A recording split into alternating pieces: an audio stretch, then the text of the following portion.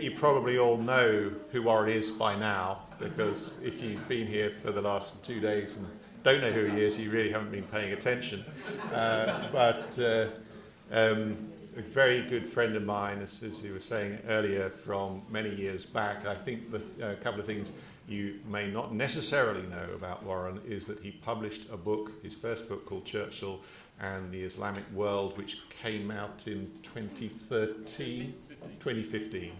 And he is also the editor of a book called Churchill at the Telegraph, which collects articles which Winston Churchill published in the Daily Telegraph as part of his journalistic career, with a foreword by Boris Johnson. I'm not totally sure how you feel about that at this stage, but also I can sort of exclusively preview that he is currently writing a book called Churchill's Great Game, which is about Churchill's relationship with Russia and the Soviet Union throughout his career, and I think that is very relevant to the theme of his talk today, which is on Churchill and military intelligence. So Warren, the floor is yours.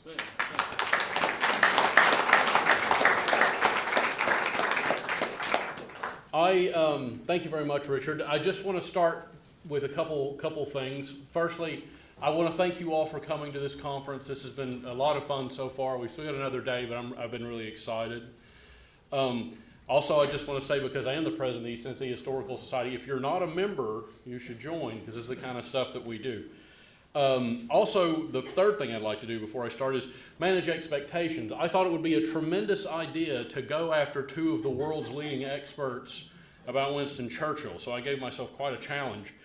So let's jump into this. Now, you might know, you probably have some idea that Winston Churchill was very interested in military intelligence. This is something that's been written about by loads of historians, including Richard, including Alan, most notably Christopher Andrew, and most notably David Stafford. Thank you.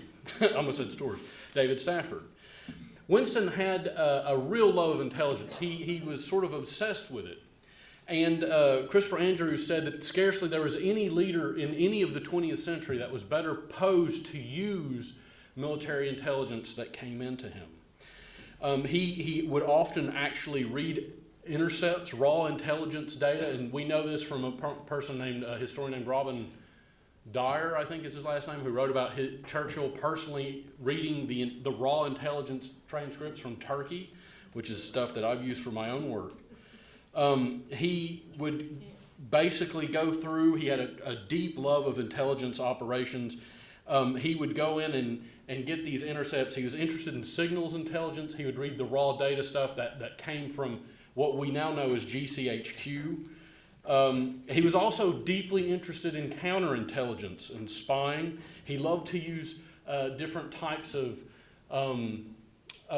intrigue and sort of action, the kind of romance. And one of the things that I wanted to do was to sort of talk about this stuff today. And I'm going to tell you a little bit about what he did in the Second World War, but more importantly, perhaps something you don't know or haven't thought about, is where this idea, this love of intelligence and intrigue and spying came from Winston, is what I'll be looking at. And this comes, one of the things you might not know about me is when I was a professor, I taught intelligence at Aberystwyth. So some of the things you can see here, Churchill was very, very interested. We know that's the Enigma machine. You're all familiar with the Enigma machine, so Churchill was very interested in this. He helped fund and set up Alan Turing to help bust and break the Enigma code. He also, of course, famously set up the SOE, which is the Special Operation of the Executive. And he would go on and encourage things like Operation Mincemeat, as well as other things. And you can see he was interested in weapons. Sorry, I'm looking at that and this, and it's kind of confusing me. And you can see that he was interested in all these kinds of things. Now, Operation Mincemeat, which was one of the systems, or one of the operations, was where they took a soldier. This is a picture, sorry, it's quite graphic. And they put some fake plans on him. Does anyone ever heard of Operation Mincemeat? Yeah, good. So you all know. And they dumped him over the seas. The Germans intercepted this and used it. Some of the other things that Churchill was a big fan of was the double cross system, which is what this insignia here, which is the XX system. What would you call it? The XX committee? which obviously a double cross. And what they would do in the double cross operations is they would take German intelligence officers and flip them and use them as counterintelligence against the Germans, in particular to create a thing called Operation Fortitude, or more specifically Fortitude South, which was to convince the Germans that in fact the D-Day landings would not be in Normandy, but would be at Calais. And there were enormous operations that went into Operation Fortitude that Churchill sort of happily looked over. And one of my favorite stories of the double cross system, as a part of this operation, there was an agent who had been he was a Spanish man. His name was Juan Garcia, and Juan Garcia had been an intelligence operative in the Spanish Civil War that had been flipped, was working for the British as a counter operative. He was known as Agent Garbo, and Agent Garbo set up a whole system of fictitious agents that he was feeding the Germans. So he was giving them all kinds of counterintelligence that was helping out what Churchill, the plan for D-Day. And in the end, I think he had 27 operatives, they weren't real, and he would get a salary from the Germans for each one of these operatives. So not only is he feeding them misinformation, he's also making money on it, which I just think is tremendous. And of course, as a part of Operation Fortitude, Patton, and I'm sure Patton was very upset about this, got to be in charge of a bunch of inflatable tanks because they were trying to convince them that there would be another attack. And they knew that the Germans were afraid of Patton. So Patton got to pretend like he was going to invade. Of course, he did later on. But the question is, where did a lot of this stuff come from? I mean, when he set up the SOE, one of the things, as we know, is Churchill was a man of action. So Churchill told the SOE when he set them up to go forth and to set Europe ablaze. It's literally what he said. And he loved this idea of going behind the scenes, blowing up bridges, having action, and this kind of thing. And so, and you can see a lot of this stuff comes out in the writings again of David Stafford. But where does this romance come from? Well, a lot of it came from his youth. And this is where I said earlier a lot of my own thinking about Churchill was inspired by Richard and his work, is that if you look at Churchill's youth, you can kind of see a lot of where his thinking comes from. So a lot of the kind of intrigue and stuff, of course, that was being written in Victorian Britain is about guys working behind the lines. And you don't have to look any further than Kipling in the book Kim to know what I'm talking about the intrigue in Asia, which Churchill himself finds himself in later on. But the first place that we should start our story is in Cuba, where Churchill, after he left Sandhurst, basically goes to Cuba as a correspondent for the Daily Graphic. And while he's in Cuba, he's actually attached with the Spanish forces, not the American forces or the Cuban forces. And so he's there, and what's really interesting is that before he goes there, he has to get permission from his military officers, because he had joined the 4th Hussars at that point. And so he went to his commander, Lord Wolseley, and he asked for permission to go. And he told a friend of his, but he said, before you go, you've got to talk to General E.F. Chapman, who is the director of military intelligence. And I want to pause for a second. In this time, the late 1800s, military intelligence, particularly in Britain, isn't anything like intelligence today. MI5, MI6 wasn't even set up yet. So the way intelligence was done was sort of back rooms, gentlemen smoking pipes, usually often in the Royal Geographic Society, places like that. Intelligence was something gentlemen did, but it wasn't necessarily an organized thing. And this actually leads to lots of problems, unsurprisingly. But as you move towards the First World War, historically, it has to become more and more professionalized. So Churchill goes and he asks E.F. Chapman if he can go to Cuba, and he gives him permission. But he also is given loads of maps. He's given maps, and he's told what to do. And he's told to collect information and statistics on various points, particularly on the effect of a new bullet, its penetration and striking power. And so Churchill had joined the well-established tradition of gentlemen spying. So this is the bullet in question. This is a Mauser bullet. It's a 757 millimeter Mauser. It's for an 1893 Mauser rifle. And what makes this a really remarkable invention, let's go back in time and imagine the technology at the time. This is a smokeless, powderless, rimless, bolt-action cartridge rifle. Now, Britain's still using Martini rifles. Some of those would create plumes of smoke. So when you're in a tactical situation and you can see a plume of smoke, you give your position away. Well, suddenly the Spanish are using a rifle that was kind of more advanced. And the British needed to have the ability to sort of catch up with this technology. And what's really interesting is this exact rifle plays a major role in the Boer War later on. So Churchill's actually there writing, of course, about what's going on in Cuba, but also gathering information. So in many ways, Churchill is literally a part of military intelligence now. Now, while he's there, of course, he does write for the Daily Graphic. He does write about the rifles and the bullets and what it's like and how you can see plumes of smoke. And he talks about it being very similar to the Lee Metford rifles, which Britain used. But he also noticed some other things while he was in Cuba that I think stuck with him the rest of his life about how powerful insurgencies can be, guerrilla war. One of the things that left an impression on him is that he would ask the sort of Spanish if they knew where the enemy was. And the Spanish would say they were everywhere and nowhere. And that's something that stuck with Churchill, as we'll see when we talk about what he wanted the SOE to do in France and what he expected the French resistance to be capable of. And so increasingly he began to learn while he was based there in Cuba that the Spanish Empire had kind of lost the hearts and mind of the Cuban people. They didn't really want the Spanish there anymore. And he became convinced that if a guerrilla force could not, if an imperial force could not contain the hearts and minds of the people, that a guerrilla force would be able to kind of be everywhere and nowhere. And so as a result, there would be no way to beat them. And he even went on to say in one of his, in fact, his last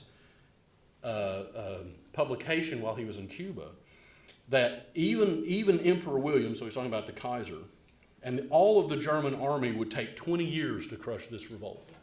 So it would be impossible. So this is one of the lessons he learned about intelligence, is that it doesn't matter how powerful the invading colonial army is, as long as they're sympathetic with the guerrilla fighters, there's nothing that can be done. So the next stage that we'll be talking about, Churchill does literally find himself in the Great Game. Now, has anyone here read Kipling? Has anyone read Kim? A couple of us, that's good. So Kipling, of course, wrote in the novel Kim about the Great Game. And what the Great Game is, for those of you that don't know, is the sort of Cold War of the 19th century. And that basically pitted the British Empire against the Russian Empire for control of the Hindu Kush and basically control of Central Asia. Because the worry that the British had was that if Russia could control the mountains, they could just come down and take India. And so there was a sort of bloodless war that went back and forth, and there was lots of spying and lots of intrigue. Well, Churchill gets sent out to India, and he, again, writes as a war correspondent, which I think is very important for the Daily Telegraph and the Allahabad Pioneer. And so Churchill is basically out there, and he is sort of spending a lot of time reading, but he gets called up to go to the Malakand to go on some sort of punitive expeditions because some of the, in particular, Islamic tribes had rebelled against Britain. And he had suspected Russia. Now, this is a sort of loaded thing. He was already, when he was at Harrow, writing essays about how one day he would save Russia, fight off the great Russian bear, I think is what the phrase he used. He imagined himself as a sort of hero saving Britain from Russia. So there's already sort of a preloaded thing, but that's because we're inside the context of the Great Game in the 19th century. So Churchill goes there suspecting Russia the whole time. And it's probably an important thing to note that his father was the Secretary of India at one point, and his father also had a deep distrust of Russia and what Russia was trying to do in India. Churchill got a lot of his politics from his father.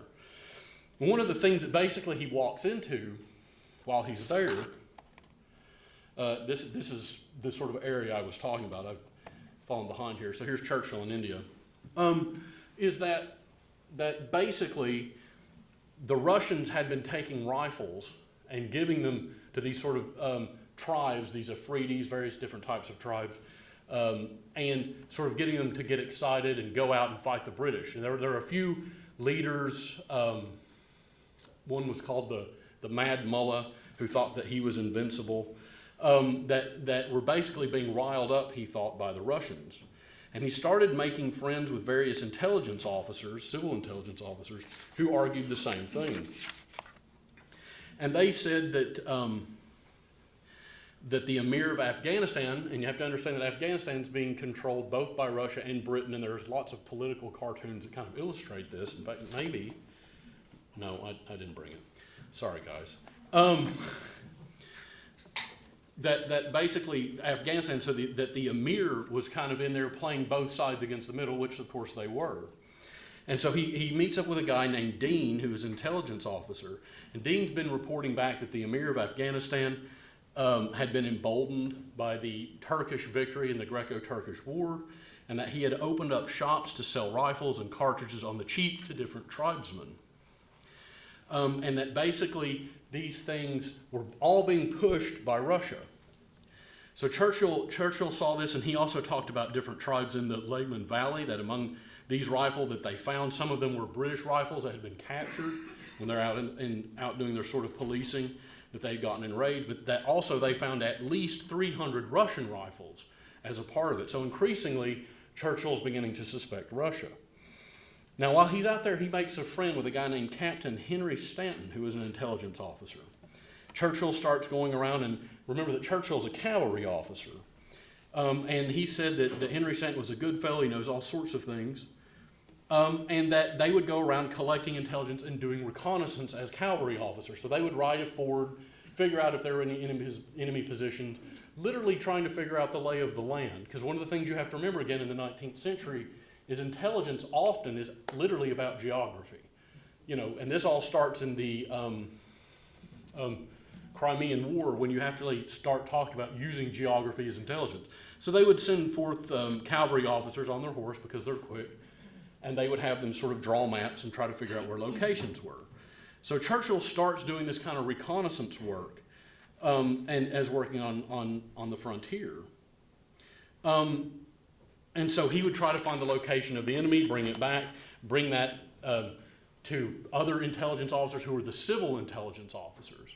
Now, the civil intelligence officers would then feed that back, so there's a sort of chain of command. Well, in Churchill's book, The Malacan Field Force, he starts talking about, and he got into a lot of trouble with this because he's kind of talking out of rank. Well, there's a huge kind of problem between the communications between the military officers of intelligence and the civilian officers of intelligence, because it's difficult for the two to kind of talk, so you get lots of miscommunication. So he's already trying to reorganize how intelligence is collected in the field.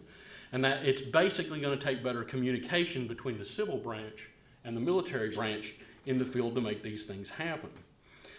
So that's one of the things about intelligence that Churchill learned during his time in Afghanistan.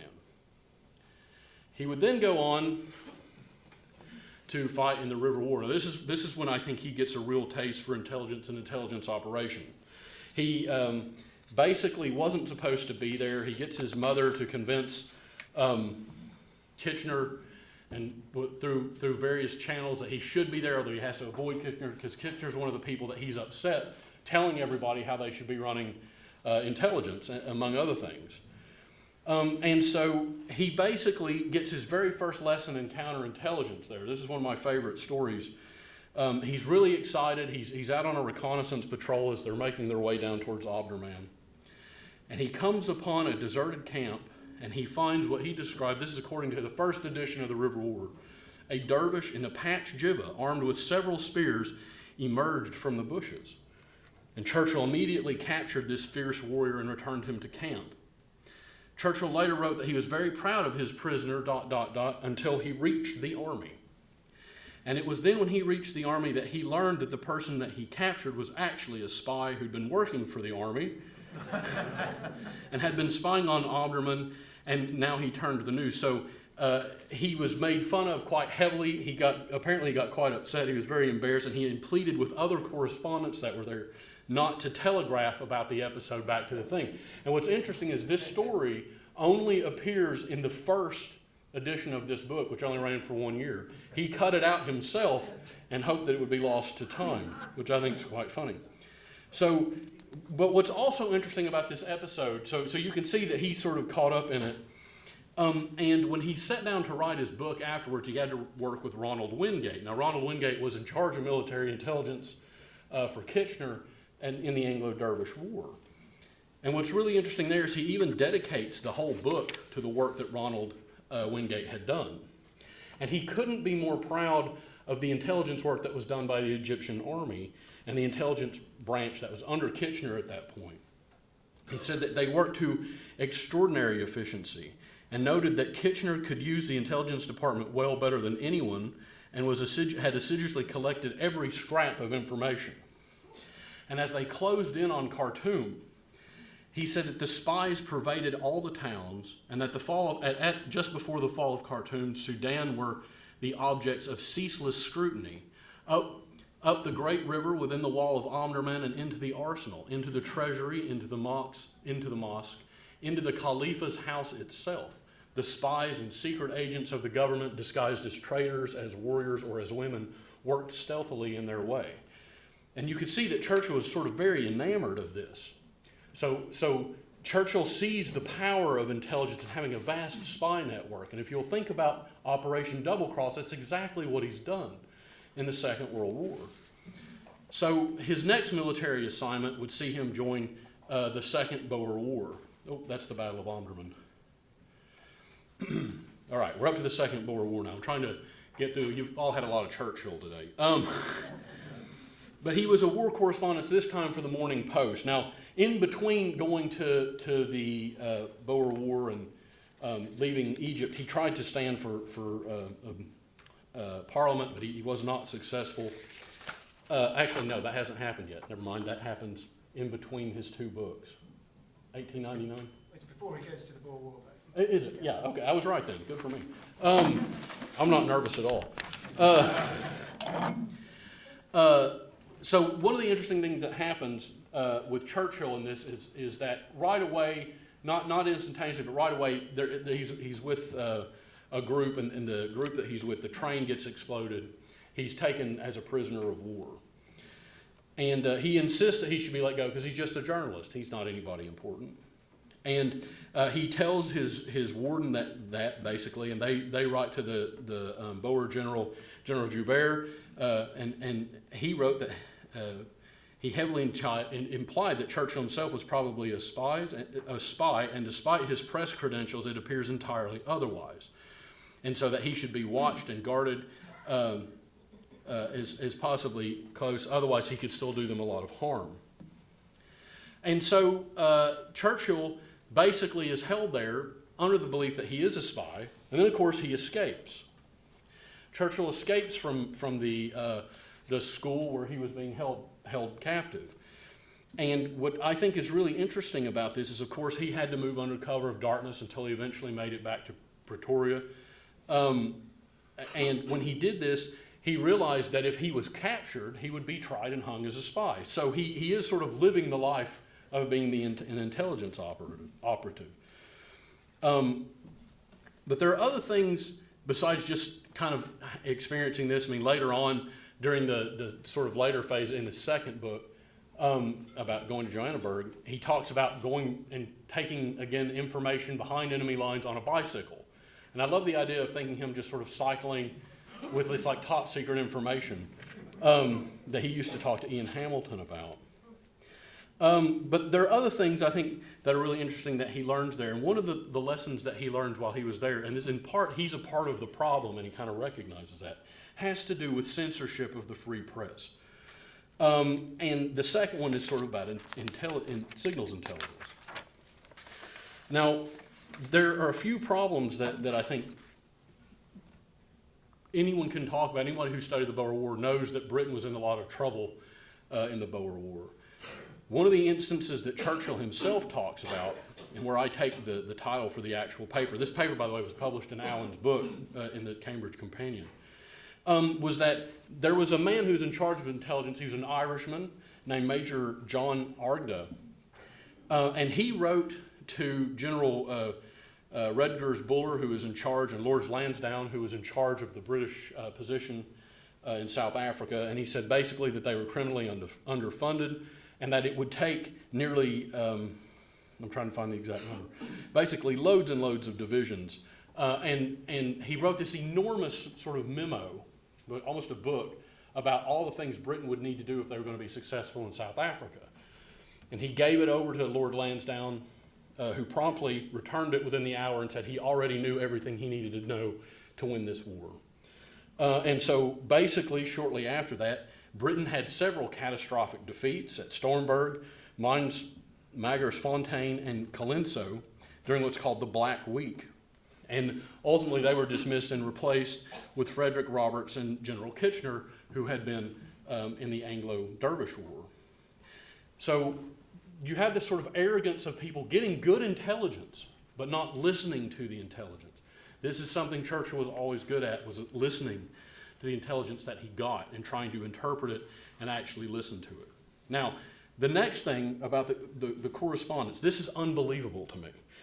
So in terms of censorship and the way that worked in the Boer War, there were over 88 newspaper correspondents in the press corps alone, the official British press corps.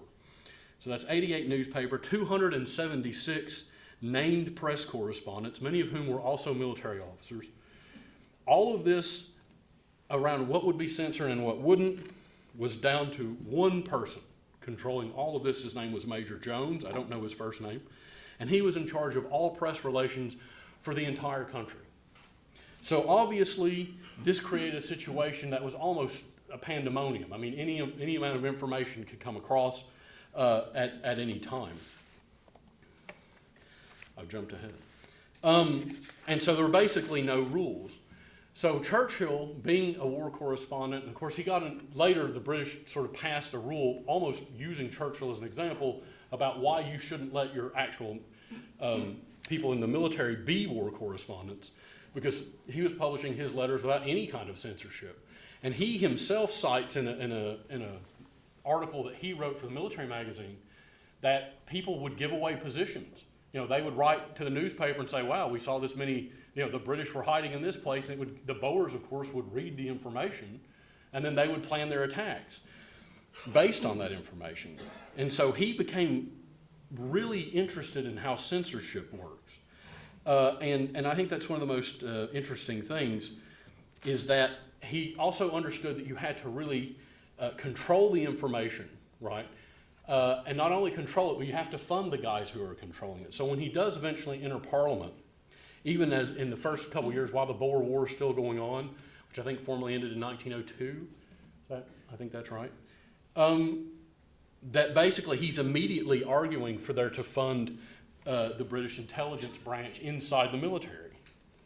And when he increasingly makes this case, he was horrified to learn that there were only 16 intelligence officers in all of the British military.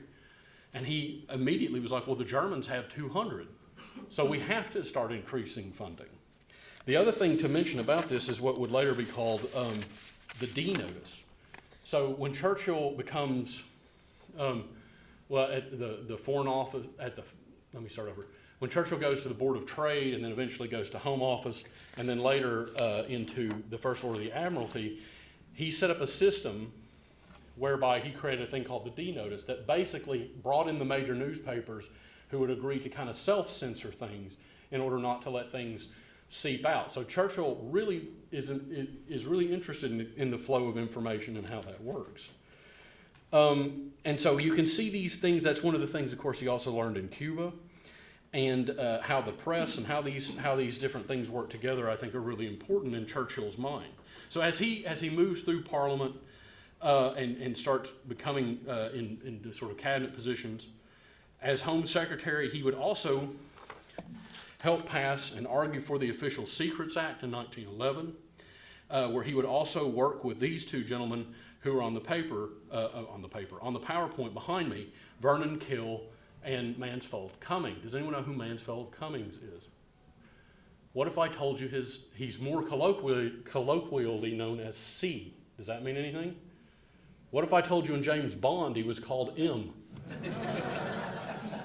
Mansfield Cummings is the founder of MI6, and Vernon Kell is the founder of MI5. And so Churchill worked behind the scenes, and a lot of that element of his sort of foray into intelligence work is in David Stafford's book. And it's definitely worth reading. But he went to extreme lengths to help set up these formalized intelligence networks when he was Home Secretary and then later at the First Lord of the Admiralty. And all of that was set up, the D notice system, as a result of the Algiers crisis. Now, just going briefly back to the Boer War, and I want to put this in because this is one of the most remarkable things about this. So Churchill was also really deeply interested in intelligence, but technology. And he thought that you could solve a lot of the issues around intelligence with technology. He was a big fan of the telegraph. Remember that had just sort of come out. But the problem in Afghanistan, and particularly in the Boer War, was that they would cut the telegraph line, so you can't get the information across. So Churchill, in one of the magazines that he wrote for the military magazine, came up with a couple of ideas, one of which is kind of interesting, one of which is terrible. The first idea was that in order to communicate to artillery officers where they should fire, they should use different colors of gunpowder, so that you might have a purple plume of smoke, so you would know that all the artillery officers would know where to focus. So he sort of talks about using different types of colored smoke to communicate for different artillery positions, which I think is kind of interesting. That's one of the things I love about Winston Churchill is he's nothing if not an ideas man. I mean, he's obviously a man of action, but he's also a thinker. The other idea he had was less, I think, glorious, and not necessarily as bad as him trying to be there on D-Day, but maybe close. So because he, as a reconnaissance officer, would move back and forth between generals and forward positions, he often got frustrated by the fact that the position of the general would be unknown, and he'd get lost, and it'd take forever to get him the information. So he developed a system whereby general officers or their attending officers would have a balloon, so you could always find them. Churchill didn't seem to pay much mind to the fact that would mean your enemies would know where your generals were. So that's also one of my favorite sort of Churchillian things. But Churchill, as a part of the Boer War, and in the same magazine, was very frustrated, and this goes back to that rifle. He was very frustrated with British tactics in the Boer War and wrote about the fact that the Boer tactics were simply had outclassed the British. I mean, to make a long thing very short, Britain continued to use the same military tactics that they had for almost 100 years, where they would line up and kind of walk, in a line and take their shots using the same sort of stuff, whereas the Boers fought more like the Americans did in the American Revolution. They would hide, they had snipers, they had powderless guns. And I have this picture of a blockhouse in South Africa, because when I was first doing the research for this project, it was just about the time I first came back here to East Tennessee. And one of the things that I found remarkable is that the British system for control in Tennessee and the Carolinas, using blockhouses and forts like Fort Armistead or Fort Prince George or Prince Edward, was basically literally the same sort of tactical game plan that they were using 100 years later in South Africa. So you can see why Churchill would be frustrated with a military that kept doing the exact same thing over and over again and not learning their lessons, because it took a very long time for them to change their tactics. Now, eventually, when Kitchener was in charge of the British effort in the Boer War, they did change tactics completely, but that also led to some pretty severe, catastrophic things in terms of humanitarianism in the Boer War, because Kitchener worked out that you can kind of systematically shut this thing down, and that's where we get the term concentration camps from. So it was a complex situation that had to be sorted out, which Kitchener did, but it took a huge change of tactics to do it. So basically, I want to conclude and leave you with the idea that Churchill learned some significant lessons in his early life that he later then applied in the war effort. And the first is, in the Cuban War, he learned about the power of a guerrilla insurrection. And what I mean by that is when he told the SOE to set Europe ablaze, he believed that they would have the same kind of power that the guerrillas had in Cuba. Now, of course, we know historically from the evidence that was not the case. The SOE, they blew up bridges and they were sort of an annoyance, but the amount of money that went into them didn't cause anywhere near the amount of damage that we like to think that it did. Now, having said that, I'd really like to watch the Gentlemanly Warfare movie that just came out about the SOE. I've not seen it yet. He also learned about the work of reconnaissance operations and how recon should work and work with civilian military intelligence, how you couldn't do that inside of an existing what you'd call IC in the trade, which is intelligence community structure. So he helped Vernon Kell and Mansfield Cumming create a new one, where you could blend these things together, where civilians could talk to military and there'd be common language and thought. He was also, wait, what's that? He was also heavily invested in the power of spies. And that's something he learned from the Boer War and, of course, from the Anglo-Sudanese War. That if you could get a network of spies into a place, it would be tremendously effective. And he famously said that the truth, in wartime, the truth is so precious, it has to be guarded by a bodyguard of lies. And so that's exactly something he believed in, which is why he had all these deceptions like Fortitude South, and these are things he really encouraged. And so these are all things that came from his own experience as a not a child soldier, but as a young soldier during the Victorian era that he brought into the 20th century. And as technology advanced, so did his thinking around how that technology could be used. So in conclusion, I'll say most of his ideas were pretty good. Balloons for your generals, not great. Being at D-Day, not a great idea. But I think for the best of it, his interest in intelligence served not just him and not just Britain, but the Allied cause very well. Thank you very much. I will take questions now.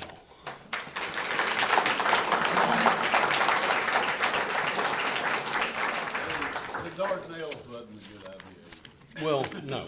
That's a complex question, and I've written a book about it you can buy. Thanks, Dad.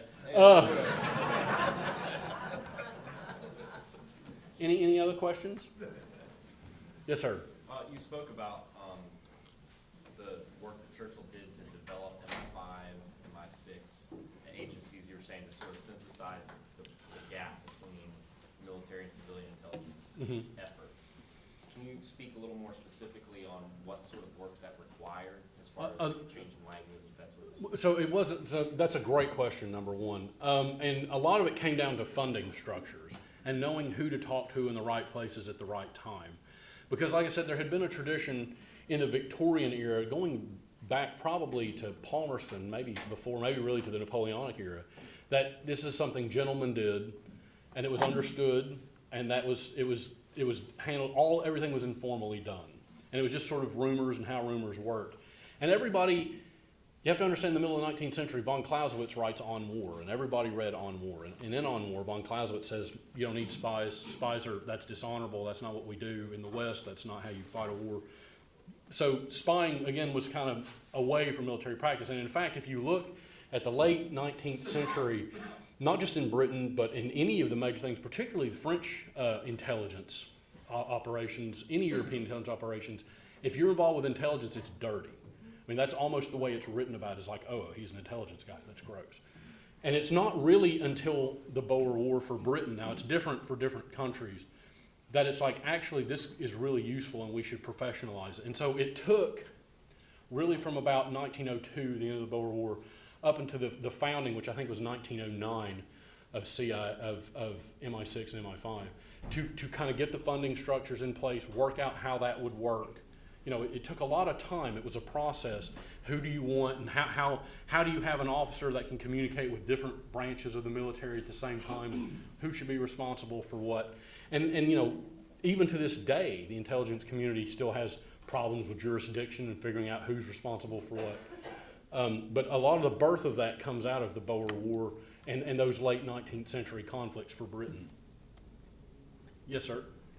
Not a comment, not a question, but a comment. In the 1960s, there was a movie called The Man Who Never Was that was published about the body that was dropped with the plans for the invasion of Calais, which caused Hitler to delay the response to Normandy because he was convinced that the actual landing was going to be at Calais. Mm-hmm. The Man Who Never Was. The film, yeah, and I have seen that film, and there's a fantastic book by an English author named Ben. Oh, we've done stuff. Yeah, Ben McIntyre, who wrote a book about Operation Mincemeat and about the sort of deception that took place in the Second World War. And if you've not read it, I would absolutely recommend it to you. It's a fantastic book. And yes. Can I ask a dumb question? Yes, please. As someone who is dramatically unfamiliar with Winston Churchill, clarifying question. You said he did serve in the military, right? Yes. How long? So he served from 1895 through to about 1899. I'm going to defer to Alan, but Well, 1895 to 99, then he becomes a war correspondent for the Second World War, but then he rejoins the sort of South African Light Horse to stay on there, so you can argue sort of 1900. and then of course in the First World War Yeah, as well. and he stays on as a reservist, and then in the First World War after the Dardanelles, he commands a battalion on the Western Front in Belgium for a few months at the beginning of 1916. So heavily involved with the military. But also, I mean, and what's interesting is you might think of Churchill as a soldier. I mean, there are lots of books written about that. There are significantly less books written about Churchill as a writer, which is interesting because by the early 1900s, that was his profession. And there's a great book called Mr. Churchill's Profession about him as a writer. I mean, because of this thing in the Boer War where he was captured and then escaped, he became a national, like a household name. And he turned that into a fantastic writing career and made loads of money. I mean, that's essentially what his living was as a writer. So he was very cleverly able to marry those things as a writer and a member of the military until the military was like, hey, we can't really do that anymore because of the censorship problems, which I think is really interesting. Yes, sir. Question on intelligence, espionage, and all that. I've read all that on World War II and the Normandy invasion. You see that rubberized tanks and all that. It just seems to me that somebody should have known about all that, and I'm directing this to either one of you. Does that ever surprise you that the Germans never did know? Well, so I'll defer to what Alan says, but let me jump in first. One, so you have two things going on. One, a lot of the way the Germans were able to gather intelligence was through aerial reconnaissance. So they're seeing these things from the air and they look like actual tanks. Now, they're going to have people on the ground, but as we saw, they had a really difficult time penetrating the kind of British system of intelligence. And if they did, they would get flipped and get sent back, which brings me to my final point, and that is that the German intelligence, military intelligence operation department was called the Abwehr. The Abwehr, and I've read a couple articles about this, basically opposed the Nazis. These are like old school, standard military guys, Prussian, don't really like the Nazis, don't really like Hitler. And that's not true for all of them, but by and large, the culture of the Abwehr was very opposed to Nazism. And so there is an argument, and I don't know if it's true or not, or if we'll ever know, that they sort of intentionally were not great at their jobs because they kind of didn't want Hitler in charge anymore. Now, I don't know how much I believe that, but I have read two articles that sort of make that case. Alan, do you have thoughts? Yeah, well, just picking up on your first point, it's very interesting in the memoirs of General Morgan. He talks about trying to sort of set up some of these deception plans and deception operations and feints prior to D-Day. And talking about putting the dummy tanks in place and all of this. And of course then to make that successful, as you've said, you've got to have the enemy overflying it and seeing it. And the problem he has is that the RAF won't allow any of the Luftwaffe to get into their airspace. So they're limiting what they're actually able to see.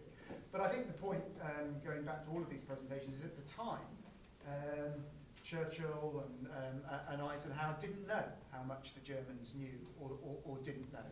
And it was a huge fear going into Operation Overlord that actually all of these things would have been seen and that the enemy would have been sort of better prepared for them. But all the evidence is that when they do go across, that actually the Germans either hadn't seen these things or failed to appreciate their significance, or had fallen for some of these deception plans. So believed actually that the D-Day assault wasn't the whole force, and that there was another force that was going to come across, and that there's plenty of evidence that Hitler was still convinced for days after the 6th of June that there might be another attack in the Pas-de-Calais area, and so does hold back sort of key forces. And I would just add that when I taught, I did a couple classes on what we call strategic deception, which is what Operation Fortitude was. You, at a grand level, have to convince your enemy that what you're doing is not the thing that you're doing. And ultimately the trick, and you can see this at Pearl Harbor, you can see this in Operation Fortitude, in the European theater, is that your opponent already has to have the idea of what they want to happen. Because everyone, when they look at information, has their own sort of bias. And they will look at something and they'll find the narrative they want to believe. And I do think that British intelligence had worked out that Hitler believed there'd be an attack at Calais. And so they fed him the information he wanted to hear. And the same was true for the Japanese at Pearl Harbor. They knew that America thought that Pearl Harbor was invincible, so they let them believe it. And so it's about creating a narrative. It's not just one thing, hey, this is going to happen. It's a process, and you have to have lots of supporting stuff. But that essentially, I'm telling you something you already believe. So it's going to be a lot easier for you to believe that thing. And then I'll do something else. It works like a magic trick. You look at the birdie, and then, I'll take your money out of your pocket over here. I mean, that's the... Yes, sir. I was just going to say a huge part of that discussion was that being on premises in that part of England, very visible, really, and there were a lot of spies around that knew what Patton was like. I think that contributed a huge portion. Oh, and I agree. It would be inconceivable for the German high command, who all knew Patton, that Patton would not be involved. It was beyond their thinking that would be the case. And Eisenhower knew that, which is why he gets sent down there. And plus he kind of upset some people because Patton liked to upset people. But I thought that the other day when you were talking about this, Alan, you made a tremendously interesting point that with the fictional First Army that Patton was with, they used lots of radio noise in that part. And that was one of the things that the Germans were good at getting. So they could hear all the fake signals about whatever, and they just put out all the noise, so it sounded like there were loads of people there. And so again, it's just about feeding them the narrative that they think is already in existence, that confirmation bias. Any other questions for me? Okay, thank you very much. We'll have a break.